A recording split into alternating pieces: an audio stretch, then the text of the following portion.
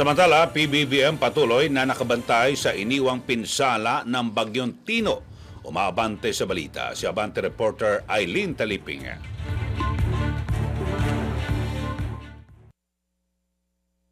Patuloy na nakabantay ang Malacanang sa iniwang epekto ng Bagyong Tino na nanalanta sa maraming lugar sa Central Visayas, Western and Eastern Visayas, Caraga, Negros Island Region, Bicol at Caraga.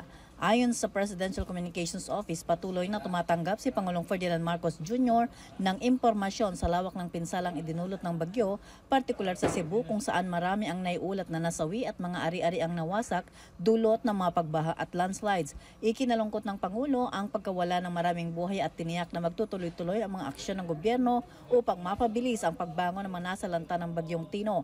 Kasabay nito nagpaalala ang Malacanang sa publiko na maging alerto at sumunod sa mga abiso ng mga lokal na opisyal para sa kanilang kaligtasan. Nananatiling nakataas ang signal number 4 sa Northern Palawan at posible umanong lumakas pa ang Bagyong Tino habang kumikilos palabas ng Philippine Area of Responsibility. Ito si Eileen Taliping, Abante.